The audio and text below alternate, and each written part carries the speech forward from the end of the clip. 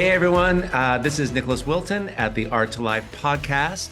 Welcome back.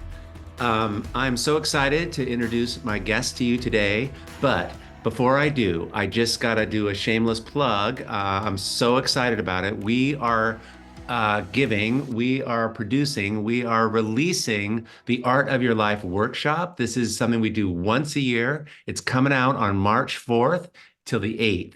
And it's about learning the three things that was going to change your art and your life. And this is our big free teaching. Go to artlifefree.com and sign up. It's going to be amazing this year. I've been planning this thing for months. Okay, so I just wanted to get that out right out of the gate. Go check it out, artlifefree.com. It's going to be so cool, you guys, this year. And I can't wait to work with you guys. All right, on to the show.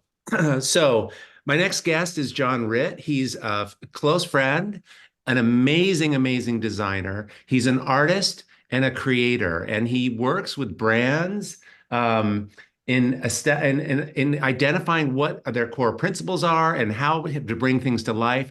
But he's a next level storyteller, and he uses story and reframes and brainstorming, and the way he uses creativity in his work and his life is just very applicable, of course, to creatives, to making. And I have no plans for this because we are just gonna start in this conversation. Whenever we have conversations, they just go and go and go. So I'm just gonna dive right in. Jon, thanks so much for being here. I should have added to that you're just a storyteller should be part of your tagline, but welcome. Thank you, Nick. It's fun to be here.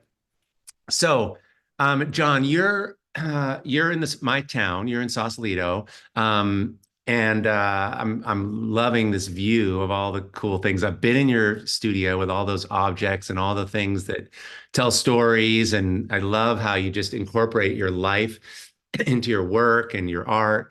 Give us a little backstory on, we have a similar backstory, a little way, and where we went to school, but tell us a quick kind of history of how you got to what you're doing now, and then we'll dive into what you are doing now and all of that. Well, I was lucky enough to have parents that called me an artist and kept calling me an artist, because if you believe, many people said it, and Rick Rubin recently, that we're all born artists. I agree with that. I think at some point we're discouraged from making art, but I really believe that we're all born artists. My parents said I was an artist at 4 or 5 years old. They paid for me to go to special art classes, got me an art tutor at 15. I changed high schools for a better art department.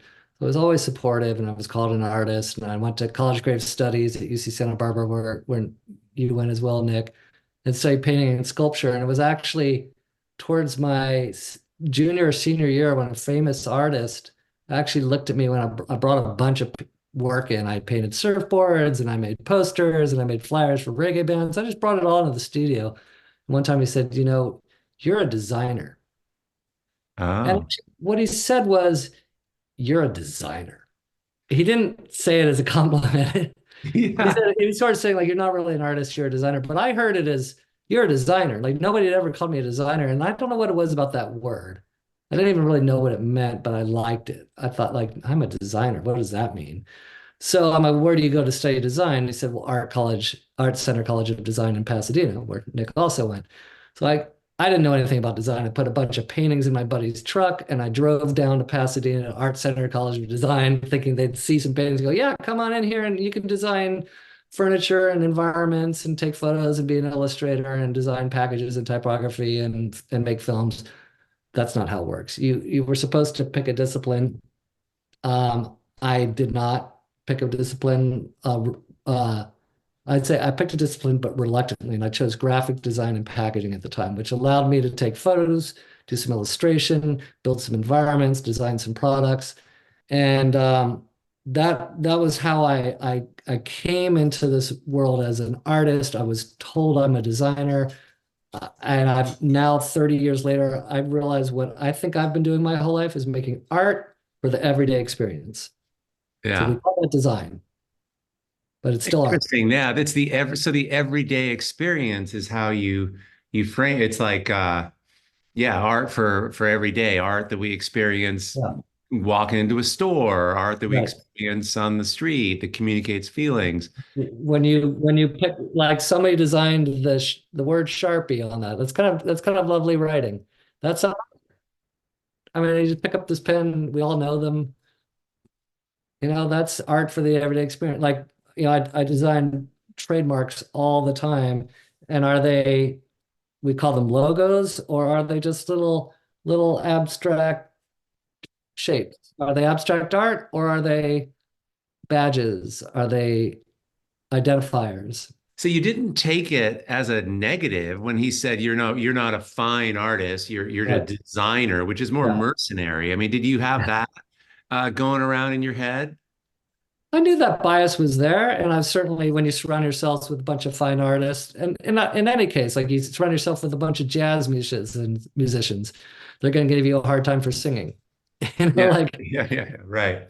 um, so I didn't see that. I was just excited by it. I realized I was a competitive surfer growing up, and I had sponsors, and I surfed in contests. My friends were pro surfers. I was the worst one, but I was good enough to get free clothes and free wetsuits and free surfboards, and I'd put their logos on my board, right? Yeah, yeah, And yeah. I finally called my friend who was U.S. national champ just a couple of years ago, a guy named Rick Lash, who's still national champ in New Zealand now at his age.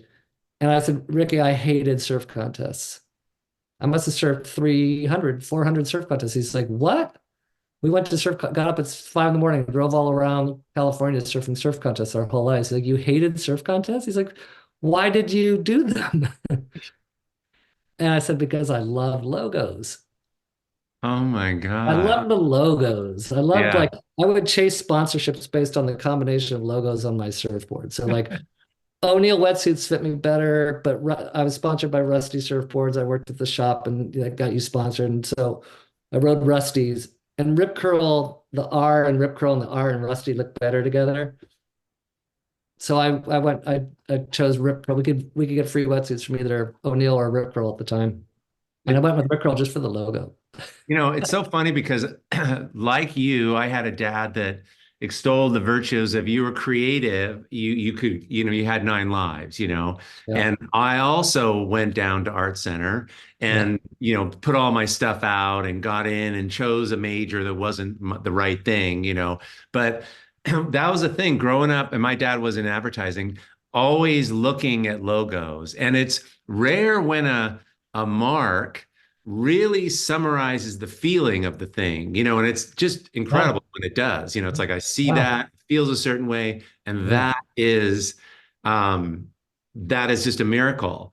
I Yeah. was talking to Cherie, my girlfriend, sweetheart, about this morning, and she was I think she was talking about Shark Tank and one of the Mhm. guys from there, and he was saying that they didn't always pick the winning, they blew it. They've missed some amazing opportunities. And there was an episode where a guy came on, he goes, "Yeah, I got this camera that you put on your front door." And it's like, he called it like dog barker or something, but it was a camera, right? It was early.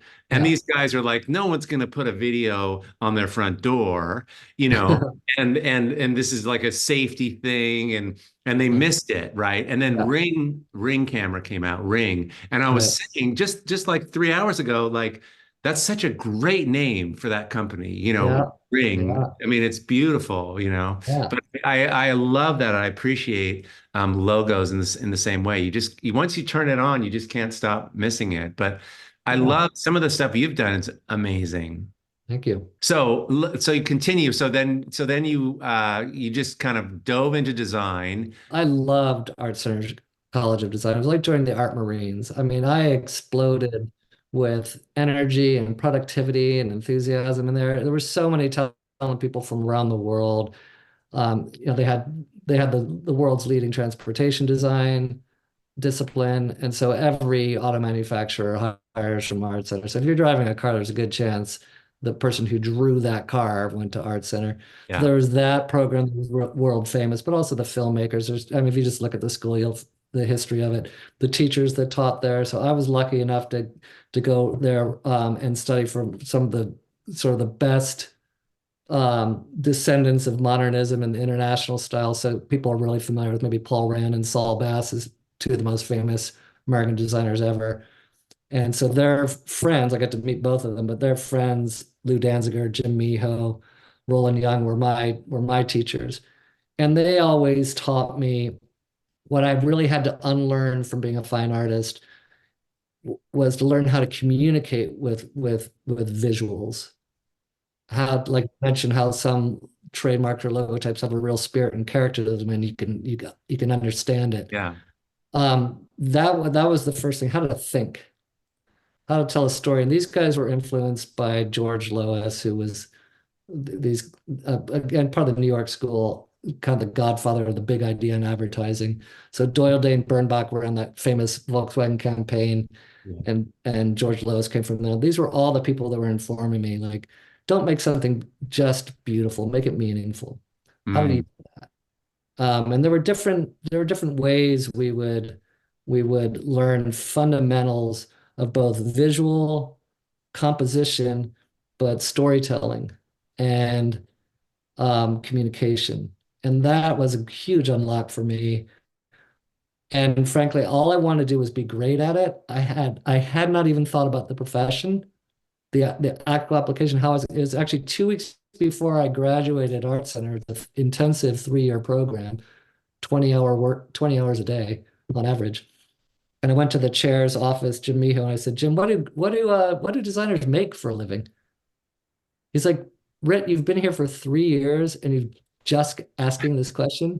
He always had a cigar, Yeah. unlit cigar. He always had an unlit cigar. We wore suits with running shoes. Like, Ritt, you're just asking that question now? That's fantastic. You'll be fine. Like that was his, Yeah. Because you freaking love it, I love it. here because you love Yeah. it. That's And fantastic. I really, and then I just, same thing how I was really naive about what design was. I was really naive about the business of design. I had no idea how people made a living at it and what are the different opportunities and what does that look like. You started making stuff, started working. I worked at my first job was at Surfing Magazine because that's what I knew, designing magazines. And magazines are fun because you have so many opportunities to I mean, you think it's surfing, it's just editing wave photos, but there's all these product shoots, there's lifestyle shoots. And then I immediately moved into a little magazine in San Diego that I redesigned. And then that got me working with photographers. I must have art directed, I don't know, sometimes a dozen shoots a week, like just everything, food shoots, lifestyle, architecture, interiors.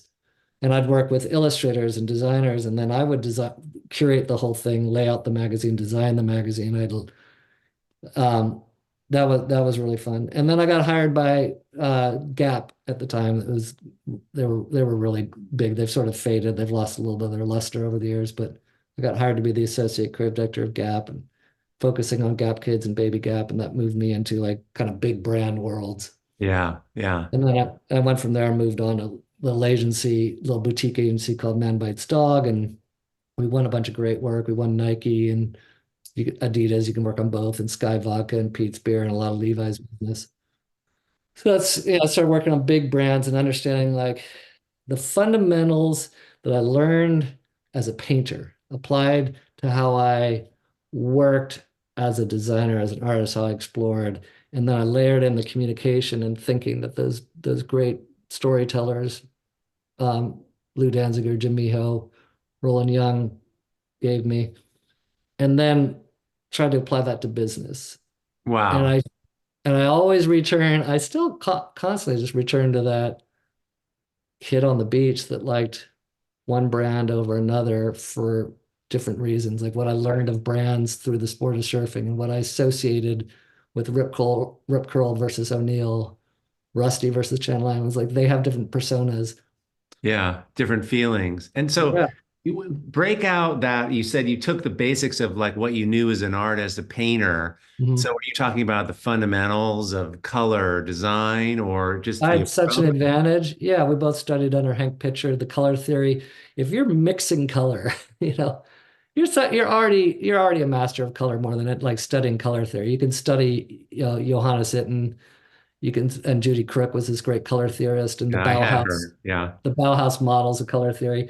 But once you start to mix color in your paintbrush, you're going to figure out really quickly how color how color changes, how they work next to each other, what kind of emotion you can draw from color alone. So yeah, fundamentals of color, composition too, have always been I mean, composition's so critical to any, especially any static or any motion, Yeah. any visual expression. Like, if I'm sitting over here, this is a different dynamic composition. If there's Yeah. something in the foreground, that's Yeah. Yeah. all that through painting and sculpture. And Yeah. Yeah. even, yeah, my logos are just little abstracts. Sometimes I think of them sculptural when I'm making trademarks, logo types. I will study sculpture to get inspired, or I'll study, I'll think about like how would this thing animate, and then I'll draw it as a little static little mark. I'm thinking about, who your clients are and the problems that you solve for people. And, we have to do this for ourselves. Like, well, who am I? Why am I here? What's my art about? But like you will do this with a brand, but you have to first, and you sometimes know more. You have to identify who they are actually, and you're mirroring back to them in a different way, so they say, "Oh my God, that is us," and then Right. you synthesize that, and then you can communicate it. I mean, can you walk us through that process? I mean, don't you first have to? Sometimes the people, sometimes we don't even know who we are. We're just it's hard to be objective, Right. and I know this happens company wide for major Right. brands. They get lost. It does. And it's interesting to see how few people understand that it's really not that different than being human stories. Somebody really smart told me this. What's personal is universal. Yes. That smart person was your girlfriend. Um, what's personal is universal. So if you're talking about, there's a term in in the corporate world, and maybe many of the viewers here have heard it. It's called brand identity. It's your identity. It's your person. So I'll use an example. I redesigned Brita, the water filter company. And when we were talking about like, I think it's time to refresh your brand identity, one of the marketing people, brilliant, like business MBA said, "You mean change our blue? Yeah. Change your blue? That's not your brand." Like, no, it's not your blue. It's not your logo. It's not your Right. packaging. It's your story. It's who you are. So let's go. We always build brands from the inside out. Start with your center and your purpose. We usually like to start with your purpose, your story. I mean, your origin story is important. Britta was actually the name of the founder's daughter, um, who figured out this water filter technology in France. But we didn't. That wasn't really relevant for the U.S. market. But like, what is Brita today? What do they stand for? And we spend a long time. We first just talk about water. What does water mean in your life? What does clean water mean? What all the different forms it takes? If I mention water, do you think of snow? Do you think of waterfalls? Do you think of rain? Do you think of cascading? Do you think of mist? There's like, it's so essential. Let's just spend time. And I love to work with strategists. So I'm actually describing something this great strategist named Nanda Saibal did. It was her insight, like, let's not even talk about business. Let's just talk about water. Let's put everybody in a room. When I say everybody, let's put all the marketers, the product designers, the writers, the designers, the like people who make social media, the web designers, the salespeople who work on the business, put everybody in a room. Everyone's thinking we're going to have a meeting, and we just talked about water for an hour. We made drawings about water for an hour. We just Yeah. could like just get there. And then let's start to talk about our purpose and our long-term purpose. And so it does start with that foundation of what is often called strategy. So it's your who are you? What are you telling people? Who's your audience? And understanding your audience is also really important when you start. And then articulating your purpose. Like, what value do you bring to somebody's life? And if you can really clearly state that, it's a great place to start. Purpose-driven brands outperform those that cannot identify their purpose. They're just making Yeah. money or trying to push people there. Then write that story up, and then start to surround it with a visual and verbal narrative, but Yeah. not before. Then it turns into things like, yes, logos will take shape. trademarks, logotypes. We call them both logos. Trademarks are the mark, logotypes the word. Then we can talk about, the illustration style, the photography style, and all the different forms a brand shows up on. In Britta's case, it's a packaged goods, shows up on packaging at Target. What's that pack look like? What's the story on the pack? Obviously, everything in the digital environment, the digital experience from your website to your emails to your loyalty programs, like all those things Yeah. come Yeah. at you. Yeah. And And it's no different than, than identifying this, for yourself as a creator, what you're making. I mentioned that free workshop that we're going to be doing coming up, and in it, I have notes, and I've been kind of keeping it. I'm going to be going into, well, why are you here?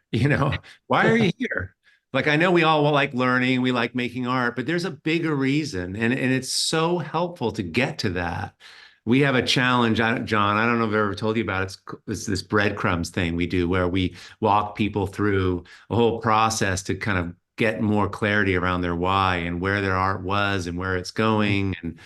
And when you get that, then amazing things can happen. And I don't know. I mean, I'm curious that it seems like when you have that, then the possibilities expand. It doesn't really narrow. There's all kinds of connections you can make. Can you speak to that? Because that's, Oh, oh, that, so that, cool. that I'd love to start every new, especially a big corporate rebrand, with you teeing that up with your conversation. It's so true. Like what Cherie said, what's personal is universal. Yeah. That why, and that's why I talked about purpose-driven brands. You understand, why are you coming to market? Why are you in someone's life? And Simon Sinek talks about that beautifully, understanding your why. And so you actually don't brand a product. You brand the meta product. Ah, You don't brand the feature, you brand the benefit. So hmm. and Oh, that's that's so good. that's the why. So Airbnb does not sell low cost accommodations that are cheaper than a hotel. They sell an immersive experience, Yeah. right? Nike doesn't sell shoes. They're so past selling shoes. They don't need to sell you shoes. They sell human potential. They Hmm. they sell like physical expression. You don't even need to, they used to be all about the athlete as deity at one point. They're past like, hey, if you got a body, Yeah. use it. We're in Oh, it. you can be Go a for it. terrible, Yeah. actually be terrible at something. Like they ran a whole campaign about being bad, just like riding a bike when you never like riding a mountain bike and crashing 4 times. That's awesome. Get out there and we know their tagline. I'm not even going to say it, but so it's, yeah, starting with the why and then branding that start like that is where we always start. I did a brand for an accountant. You think that's kind of boring, right? His name's David Lefkowitz. And if David walks up to somebody at a cocktail party and they said, "Hey, David, what do you do for a living?" He said, "I'm an accountant." They're immediately looking for someone else to have a drink with. Yeah. I did not build a brand for that. But David's answer when someone says, "Hey, David, what do you do?" He says, I help people sleep at night. Oh, I love that. What do you mean? How do you do that? It's like, well, I'm a certified public accountant, but I'm also I advise people on their relationship with money and help them set a course to live their best life. And next thing you know, they're like, "Dave, can I buy you a drink?" So that's the brand I built. I built a brand for somebody who does that. Yeah. Yeah.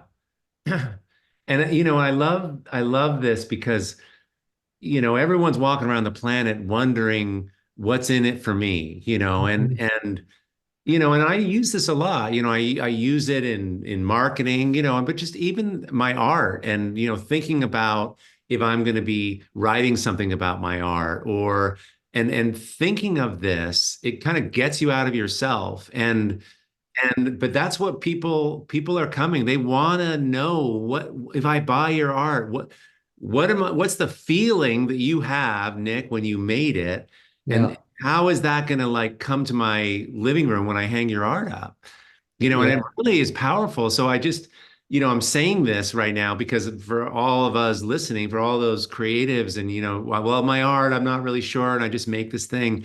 Mm. It is powerful to be able to use words to describe what it is you're kind of after, what lights you up, just even a little bit. I started calling my work visual poems for a while, and because that was kind of the closest I could get to it. But even that, I mean, I would hear people, they just love that idea, and I did too, because it's something that, a poem is a shorthand for monstrous ideas. And, you could read a book, or you could read a 10-line sonnet. And the sonnet has more possibility. And that's how I think of my art. That's kind of like what I'm doing. They feel to me like life, but they're not books, they're poems. And, Mm. that was sort of the beginning of trying to articulate it. But it is amazing how it's how you present things. It's how you show it. It's how big the price tag is in terms of, the where you show your work, how you finish your work, how you put it on your website. All those things should Yes. align with what you're trying to do, because you care about this one or two thing. Yeah. And I agree wholeheartedly. And I think that's true for businesses and brands. When like we have a branding process, and we used to have step one, know your audience, step two, articulate your purpose, step three, express your brand. But we realized we were leaving out a step zero, and we added a step zero, and that's know yourself. Ah, so Start good. there. Even with a brand, even like I'm working with a really big bank, one of the biggest banks in America right now, actually one of the biggest banks on the globe. For some reason, I'm not supposed to talk about it yet without permission about which Okay. bank it is. But Okay. you drive by it, most of us drive by it every day. And it was interesting. I looked at all their work, and it was the same thing. Like, who are you, Yeah. bank? Who? Why don't we talk to humans about human stories, and like stop branding again, stop talking about your products, talk about your benefit, like without financing all these dreams, these big dreams that we know and love, like companies like, I don't know, just pick a fun company like Chewy, the website for pet food. That's an amazing brand. Do you think that brand got big and we're able to like go online and buy squeaky toys for our dogs and have them delivered in 2 days without financing? Right. Like that's amazing to me. Like it's easy to think about banking as like sort of dry and necessary and transactional. It's like, no, it's not. That's fuel for dreams, man. Yeah. Yeah.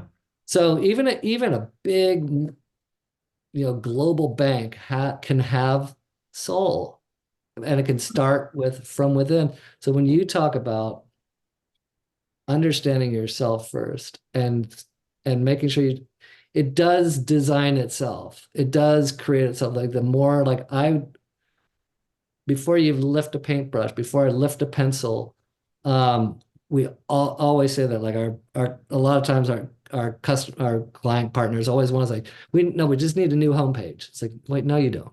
Yeah. Yeah. Who are you?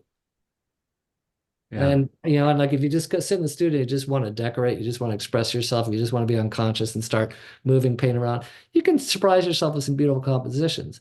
But I think they might not be poetry, until you've really understood who you are, why you're there, what part of your individual story. And every single story that is true is more interesting. Like at least in my mind, like the true stories are the most interesting. And there's we never tire of unique true stories. I mean, think Yeah. about it. There is nobody, if your weird aunt, if you could sit down to hear her story and it's told well, you want to hear it Yeah. for hours. And what's a portrait of your weird aunt look like? What would an abstract expressionist painting of your weird aunt look like? Like as soon as you start getting into a narrative, it just happens on its own. Yeah. Yeah. I mean, That's story. what I love about starting with the why, as you mentioned, starting from the center. You don't have to then fabricate some design aesthetic and really hope it's right, really hope that people like it. Yeah. because it's true. And if it comes from that place, and if it'll create itself, it'll write itself, it'll design itself. And it's not about whether or not you like it or don't like it. Is it right? Is it the right expression? Is it true for that story? And this is just the greatest questions that we can be asking ourselves. That is the question. You have you're painting, you're making marks or whatever you're making, and and some feel more true than others. And I mean, I can't, and what's interesting is it's absolutely apparent.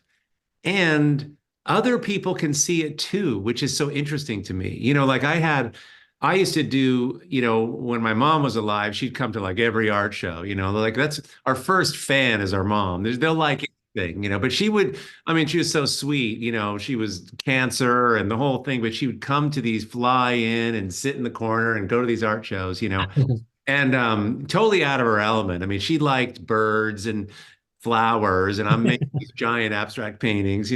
My parents were British, so she's just this very proper, and but Oh, she Nicholas, I don't understand it, but it's it's beautiful. I like this one, but she would choose the ones she would like, bless her heart. Yeah. And what was incredible to me was she would choose the strongest work. She had no basis for this. She had no information. She just be like, "Oh, I love this. I like this one. I like Oh, this one." She didn't even have the vocabulary to know why, but she could yeah. feel me in the ones more. And she would, Coming out. that's it. And those that would Yeah. be the one that would sell. And those are the Yeah. ones that, are go out the door right away, or all the likes on Instagram. It's not totally subjective out there, powerful work that feels like you because Right. you're different rises to the More, surface.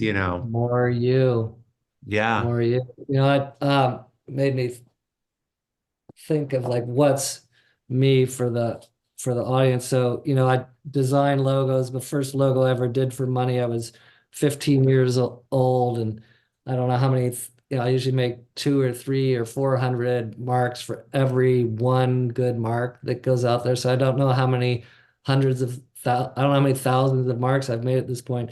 And then finally, I realized I had never really made a mark for myself that I really felt good about. It just felt too hard to do. I couldn't do it. I don't know if It's that's, so hard. Yeah. Yeah. yeah.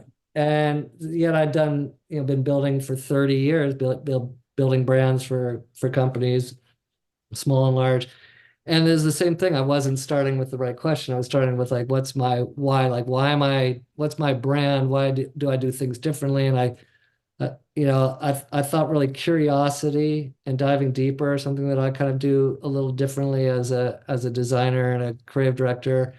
And I'm like, well, what's that symbol? Like so hard to think. What's a symbol of curiosity? Like if Yeah. I tried coming up with one, but once I had that, like, well, that's what I am. That's who I am. I'm really curious. I really want to learn everything I can about finance right now. Or I worked on a biotech company. I'm like, oh my God, these people were like able to identify, like trying to learn about biotechnology. That's crazy. Or I'll learn everything I can about Nike shoes and I want to know how they're made. So I'm like, no, it's a kind of a good symbol for curiosity and diving deep as a deep sea diver. Ah, And I love the ocean. I'm like, yeah, that's me. I like dive deep. I'm really curious. I mean, that's why deep sea diving equipment like this was originally invented, right? Because we were just curious. We wanted to know what was going on under the ocean. And I did modify it. I really like consider my work optimistic. So normally the little faceplate has sort of like a hashtag. So I oh just took yeah. to be a Yeah. little plus symbol. So Uh-huh. subtly it's about optimism and diving deep and curiosity. But that took 30 years to make Huh. a mark for myself till I finally asked the right question. Like, well, who am I? What's my truth? How do I approach every assignment? Not just, I could have come up with a really tasty JR for my initials or something, but like, Yes. Yeah. Right. Right. But isn't it true that, so I think this is also part of it, having the reflection of all those years of others when you achieve it, when you solve the problem and someone might say, so, oh my God, you did this or you did that, and you start getting a kind of vocabulary for yourself through the reflection of others that allows you to kind of be more objective about yourself. And I think this is the challenge when we're starting out is making anything. There's no history there. And it's like, I don't know, man. It was just kind of like I was drinking a milkshake and I made this thing. I kind of like it. That's how it Yeah, starts. And it but is how it starts. yeah, but then there's a kind of momentum and somebody says something and then you see it in a different way. So it's conversational in a way. And I think there's something powerful about others.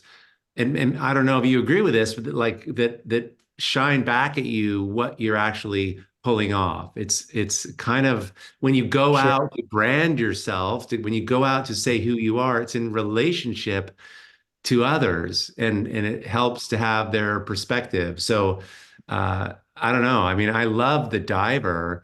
And Mm. that is so great, because I feel like also you're taking it feels like it's your bubble, your sensibilities dropping down, going around. I mean, that's what artists are. We're these unicorns that see the world in a certain way. And Mm. lots of people are like, yeah, but I don't know my style, and I do a Right. certain kind of work, but I don't want to change it. But Right. really, what we're doing is like, no, we're training the world to dive into how we do and see everything. Here's how Right. Nick does paintings. Here's how Nick writes a book. Here's how Nick ice skates. Here's how, and that's fun. Like Right. it's a broader kind of brand in a way. But that's that diver feels that way to me. It's like, oh my God, let's go on an adventure. Well, you said something that made me think of who might be listening in right now, talking about like, what's my style? You can get really caught up in that. And I did that for years. Like I was really seduced by style as a designer. I'm still marvel at just aesthetics. And a friend of mine was working on a big ski resort. And he sent me three agencies, beautiful agencies that have done all these luxury properties. And he said, like, what do I think? Like, why am help me in this decision process of choosing an agency. I'm like, well, they're all beautiful. I mean, like super elegant. We're talking about the most expensive, exquisite properties in Manhattan. These agencies have built brands for both hotels and private residences. And, but I said, look at every one of these websites. You could change the logo from company to company. You could change all the work around. It's the style was flawless, but where's the Ah, character? yeah. Where's the Where's character? yes, So yes. your style could be flawless as a maker. And we've all seen artists who can render photographically and it's always impressive, but there's something missing.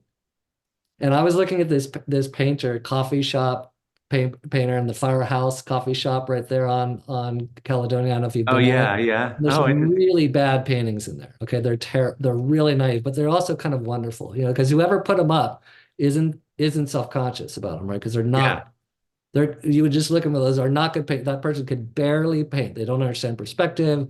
They barely understand color. They could keep their paintbrush clean. But I mean, but there's a couple in the room where you could tell, okay, they're starting to do something here. And you can find examples of art throughout time where the style was really, really um, unrefined, let's call it, really naive, really what someone would say unskilled, but yeah, they yeah. but they just they leaned into it. You can pick a painter, Basquiat. Like could you say, can Basquiat draw? Can he draw like an academic? Can he render like a Leonardo? No, but like boom. I mean, it's just like that's a Yeah. famous example of somebody who just let this out Yeah. Let their self-expression and be just kept wild. going. And so, like style, if you don't like your style, stop thinking about your style. Just think about who you are and let the style be you. And Yeah. just keep going. And like eventually, after about what, 1,000 hours of doing it, Not 10,000 hours, even. I mean, I think right away you feel, you feel more at home because you are at home. You kind of can't go You're wrong. making your marks. You only you can make your marks. Like nobody else. You've got a style. Your style Yeah. is you. Yeah. Like you can admire another style and try and train yourself. And like anything, it's a muscle. You could actually train your hand and your eye, no matter who you are. You can see examples of it. You can pick up a how to draw book at a used bookstore and draw spheres, right? And Yeah. triangles and shadows and teach yourself how to render. But that's not your style. That's Right. never been your style. Yeah. Yeah. I That's tried on everything. And I also tried on every kind of material because I went down the rabbit hole. Well, I mean, what is my work? What's the material I use? And I thought, well, if I do watercolor because John Singer Sargent, yeah. or whatever, all these different, and I take a long time to learn, but I learned all the materials. Like I've done them all. I did encaustic. I mean, I still have up in my studio, and I spent so much money on encaustic.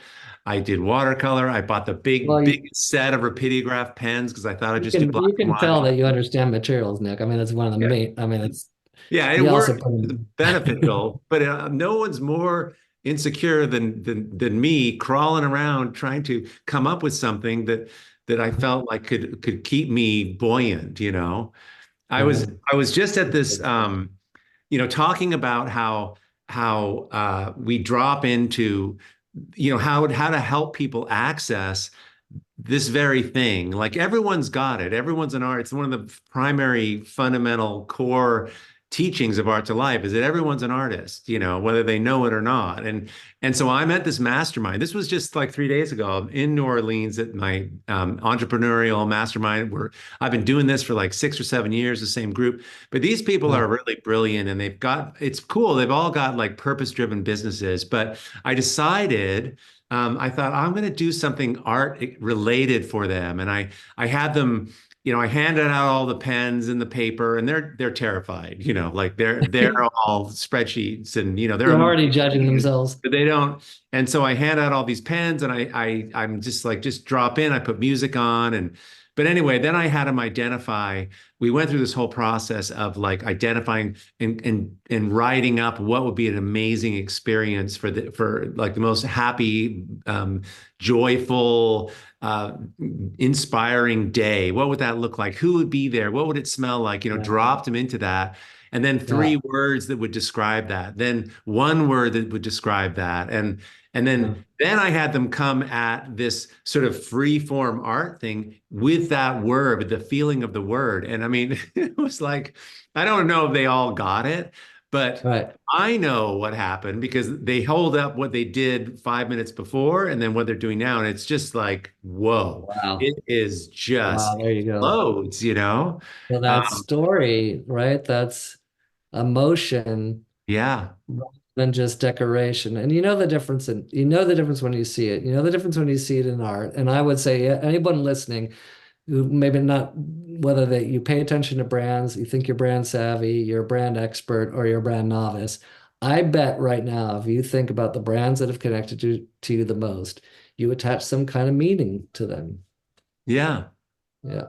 Yeah. Like I'm kind of, this thing of cars, by the way, I don't think I love design and like Tesla's like amazing design, but everyone's driving Teslas around here. And Mm. I have a problem with the car and I can't do it. I signed up for one, I denied it and but I'm not if everyone's driving on the highway one way, I feel especially great and they're all in traffic and I'm going the other way. That's when I know that I'm on the right thing. I'm usually going in a different direction. So when there's mass movements of things, I'm just it's just not my brand to just Mm. join. I mean, it's a funny thing, but cars, they are a sort of important statement and I'm really stuck, In California, they are, right? In New York, it's more clothing. Yeah, Um, yeah, yeah. yeah, in New York, it's what you wear, and California is what you drive. I actually was immediately repelled by Tesla as soon as I walked around the front, and you'll understand, it goes back to the beginning of our conversation because of the badge. I hate the Tesla badge. It looks like some Game of Thrones weird Yeah. sword. I think it's really repelling to me.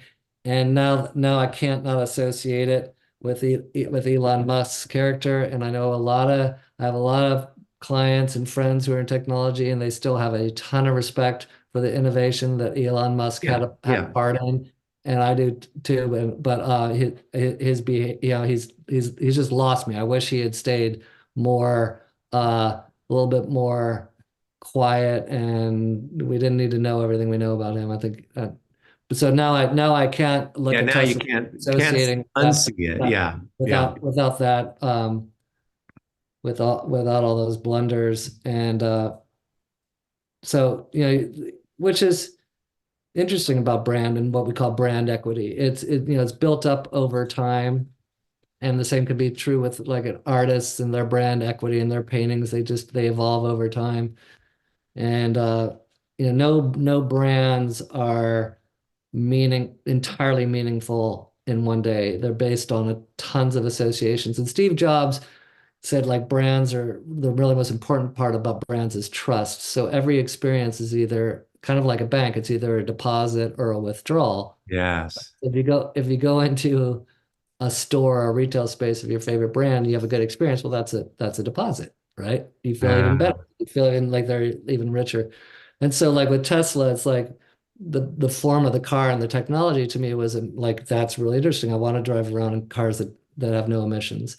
That would be great. And then I look at the mark, and for me aesthetically, that was repelling. And then I think Elon, for many reasons, obvious reasons, has been making a lot of withdrawals from goodwill, from trust yeah, in yeah, all his yeah. businesses. And that's why probably I'm sure the major stakeholders are just like, dude, stop. Just Yeah.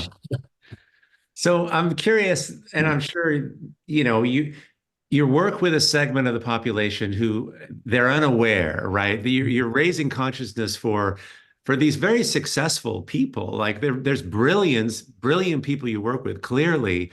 But how do you get them? I'm telling some stories around like how you get open up clients. your thinking. Yeah, just like or yeah, right. Just how you shift the perspective of people you work with, Oh, and how do I get them to come aboard a proper process, yeah, I or mean, how it's do I not how like do I you're get their vision? selling it, but you I don't know, it's I know story, and it's like how you tell a story, how you tell their story, how you tell the story of how you're gonna tell their story, or Oh, just okay. yeah. Right. Well, usually if we engage, I mean, a lot of times when I first meet somebody, I will walk them through several case studies. So if they say, like somebody came to us last week and said, "Hey, we really need to redo our homepage." We're like, "No, you need to redo your whole brand." Like, I think we even think they've got the wrong name, but we don't just tell them like, "Hey, you've got the wrong name for your business." They started out as a music business, and they've moved into marketing technology. Um, and so the name doesn't really make sense. But what we'll do is we'll show them, here's the process. Here's how you get to know yourself. We have um, tons of case studies to show like here's the foundational work. Here's where we did research and ethnographies where we understand your audience. Here's how we created a narrative and how we write what we call a big organizing idea. Sometimes it's called a concept statement or a handle. And then we will usually support that with a bunch of visual inspiration, some is verbal inspiration, and then you can see how the brand takes place. We might be building, whether we're building a video series or a whole brand identity system from logotype to digital design to packs to environments to signage, like all the stuff that you build a brand. We'll show you that. We'll take you through that journey. And they usually get it. They usually say that makes perfect sense. Mm, yeah. Usually it depends on how experienced the brands are. They might already have done a lot of that work. They may have already partnered with brand strategists. They might have already done their research and they've got a lot of data on their audience. Sometimes they just need help curating it, but we don't sell it because it's not really my process. I mean, it's an industry standard. I've had the luck to work with some of the industry's best. So I pull them in. So I'll bring in one of the best strategists I've ever worked with, named Doug Von Prate, who wrote a book called Unconscious Branding. So it's like he didn't write the book on brand strategy, but he wrote one of the industry's bestsellers. So he's like a TED talk every time he sits down. So like, hey, if you have you not done your research, meet Doug. You know, have you Yeah. not figured out who you are as a company? Meet Cherie Healy. You got to Yeah. start with knowing yourself. Like, I don't even think a company should talk to a branding group until they've worked with someone like Cherie Healy, where they understand who they are as a team. They need to be aligned. They're missing. Like, I've been in meetings where we want to talk about their brand, and four of the five stakeholders hate each other. It's a weird place to start. It's like, I think you guys, I can feel it. You walk in the room, you got some sort of internal battle going on. I don't think we can help yet. Um, but yeah, Yeah. we usually like we've done this enough. I believe in the process. I have shifted in how I talk about design in the last 5 years. I'm almost embarrassed to think about how I talked about it 10 years ago. When I talk to business owners, I don't talk about beauty and aesthetics. I mean, we could talk, I love talking about it with you as another artist. I just talk about how having a distinctive brand character is a competitive advantage. It's a business Yeah. Well, that's gonna land. choice. It's an investment, not an expense. Design's a power tool when it's used right. And Totally. I'm mystified by how more companies don't do it. Like, do you want to just point at some of the most successful companies in the world right now? I mean, Apple, I think, was recently actually fell to number two. I think Microsoft passed them for a second here because of their AI engine. But, hey, the number one stock in the world, why do you think they did so well? Why did Dell computers go away when everyone wanted? Why are people not buying Sony laptops like they were 20 years Yeah. ago? Yeah. Design, Yeah. design, you guys. Yeah. You don't do it just because Nick and I love it, or the people listening in here, we all love art. It's not just about art. It's about being interesting and magnetic and Mhm. distinctive. And that is an incredibly useful tool. So when I sit with business owners now, I don't talk about design with them. I talk about business. And I talk about, hey, you guys might know distribution, manufacturing, sales. How are you on your brand part? I can help with that. Because if you can get it all firing at the same time, now you're a really powerful engine and you're going to reach more people and they're going to know what you're about. And it goes right back to where we started in the beginning of this conversation is they'll know your truth, they'll know your why, and they'll get you and they'll come to you and they'll want your goods or services. And they'll come because we're talking about humanity. You That's know, always it. people will come. And same thing with the art, anything you're putting out in the world, people will come because they feel connected to you because there's an element of you like they feel you in them, you know. Mhm. And It's it's a beautiful way to be. I mean, whether you meet, it's like giving a homeless person, helping them out isn't really going to make a lot of difference, but it's just an acknowledgement that you're a human being, that you can imagine just for a millisecond what they're going through, and there's an empathy and an exchange, and it's more beneficial for you to just be able to be aware of that. So I love that the most sophisticated, successful giant companies are missing out on this sort of simple piece of it's just basic like, human truth. The yeah, truth. yeah. Yeah. And well, my strategist I mentioned, Doug, said that, you can marketers love to try and analyze human behavior and predict human behavior and use data to sort of unlock more sales. Like there's some sort of magic equation that's going to make them successful. But what Doug says, and I believe, is that we are feeling creatures that think, Ah, not thinking creatures that feel. yeah. We are feeling creatures that think. And it's like we're walking around this earth having these experiencing, making these decisions. Sometimes we don't even know why. That's what his book is about, unconscious branding. Like brands can't, they try and fool you, and maybe they can come up with a campaign or a sales, you know, promotion that gets you to buy something you didn't want to buy the first time, but then you won't come back. Yeah. You can get tricked into buying stuff. Right. We've all done it. We've all been flicking through Instagram going, go like, ooh, that does look like the very best screwdriver ever, electric screwdriver I got to get. Yeah, maybe it's totally. not, maybe it's a piece of shit. And maybe the people behind it don't have any real purpose. They're not really builders. They're not really Yeah. craftspeople. They're Yeah. not for the right reason. They'll be sniffed out. We also have the ability now, we have this amazing abundance and accessibility to to actually find answers to those questions about who are we. Yeah. No, that's so good. So listen, but as we're kind of wrapping up here, I'd love to get a little bit about, I don't know, just all the things you do in your life, all the personal stuff you do in your life and how that contributes in to the purpose of your life. Like I know you surf a lot and we've had lots of conversations around all kinds of things. And I just love the art life blend. And I personally want to know more about, you help people, you raise the awareness for people to see themselves, whether it's a company or person or whatever, as to who they truly are. It's like this Right. possibility that you can make it known for others, right?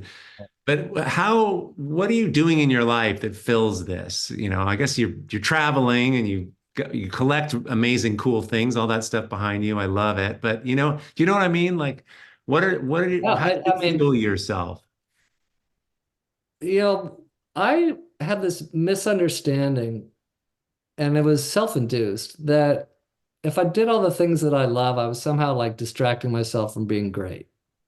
Like I went to art center, I'm like, okay, because when I went to UCSB, and there's no mystery, I went there for 5 years and I actually came up a unit shy and didn't get my diploma until a couple of years ago. That's another story. And because I was just having so much fun. I mean, I was riding waves and bicycles and skateboards, and it was like a big country club. And then I went to art center. I'm like, well, it's time to get serious. So I worked 20 hours a day on average and pulled three all-nighters at a time before, and I just went all into it. And then I thought, okay, now I need to be a world-class designer, so I'm going to work. I'm not going to go home before 10 o'clock at night any night. I'm just going to work, work, work, work. And somehow I thought, like, well, it's surf. I need to wean myself off of surfing. I mean, what a sad Oh decision. my What am God. I? I moved to San Francisco and I barely surfed. And then, you know, had this wonderful surf experience on the ranch, Hollister Ranch, north of Santa Barbara, with this great guy that brought me up there named To Sam do Mize. design, right? I mean, you're branding that property. I mean, and this is fairly recently, right? No, that's before the Point Oh, Conception okay. Institute. Oh, The Point okay. Conception Institute is even north of Hollister Ranch. This is a guy that lived on Hollister Ranch, and he was a CCS painting student. He brought me up there, and we surfed perfect, uncrowded waves. And I thought, what am I doing? I was working at this big ad agency called Deutsch in LA and redesigning Volkswagen. I'm like, I love surfing, and it makes me better at everything I do when I do the things I love. It's not it's not a distraction, it's an addition. It's a contribution to who I am. And Yeah. if I've surfed, surfing has also luckily in culture become more accepted. I mean, surfing, I used to not mention I surfed when I had job interviews in the 90s because people would think you wouldn't come to work or something. They just associated it with That's likely. deadbeats. Yeah, I mean, it's true. I might, all of a sudden develop a sore throat when the waves got really good. But yeah, now people are more curious about it. I think because it's authentic, and in today's world, we're just desperate for authenticity. It's Totally. another message to the people out there painting. We're desperate for your story. We Yeah. will never tire of authenticity because we're getting more surrounded by artificiality, like Yeah. artificial intelligence. So, but you talk about what do I do, and purpose and meaning, and I think one of the main things in my life that gives me purpose and makes me better is this group right here. Oh, so great. Yeah. So that life and that experience, those people, my wife and daughters, and I didn't realize this about children. If there's any single guys listening in, you think, oh, I want to be a world-class artist. I don't have time to make a family, single women, single men, um, who don't have a partner yet. I did not know this, so I'll share it with you. Having a partner, having a family, whatever that looks like, makes you better at Mm. everything you do because it's no longer just all about you. You channel your best. If you ever like, I don't know, like you're meeting with a gallery owner and the gallery owner is kind of an ass and you feel like letting them know about that. You think about your family, you're like, you know what? It's how hard is it just to sit and suffer this conversation, to Yeah. go ahead and get the show, to Yeah. go ahead and share my work, to go ahead and bring more into my family. You all of a sudden you have a very different motivation when there's Hmm. others. Yeah. Yeah. So that's really like surfing and those three women are what, and just running around the world. Like if I'm ever like burn out, walk into a museum, went to Fog last weekend, the art show at Fort Mason Yeah. was so Oh, fun. oh my God. Right. Yeah, just I actually love looking at furniture. I love going to like beautiful furniture stores. There used to be a place called Lim in San Francisco that had several lines, or I'll just go in like B&B Italia or in the design center in San Francisco and walk around all the showrooms and um, I get really jazzed at just like the Yeah. beautiful expressions and shapes and forms. I actually really love going to the grocery store. I love looking at all the different design like expressions that are coming out of the grocery store. I feel like it's underrated. It's so awesome. Like you can Yeah. find, you just stop and look at like some little French puddings you've never seen before. Like, what is this thing? It's like they'll have like a little ladybug on their package. It has nothing to do with any like. I love that. There's a story in there, right? There's a Yeah, there's story. story. There's art everywhere we look. And then, I've been walking along the harbor in Sausalito. And yesterday, like everywhere I looked, like there were like these beautiful compositions, like Yeah. reflections of the boats. It's like, like they were everywhere. Yeah. Art's everywhere. So if you gotta just go outside and Yeah. take pictures, and that's what I do. John, listen, this has been so great, so inspiring, and I just really appreciate you. Thanks so much for being here. Thanks for having me, Nick. It's so fun to talk. It was fun to record the conversation. I feel like we've had conversations like this about 17 times, and now I just recorded one. I know, I know. It's It's so fun. easy. It's so good. It'll And be it's good. amazing how fast time goes, but Yeah. awesome. Okay. And for those of you guys still here, I'm just gonna hit one more time. We're starting the Art of Your Life workshop.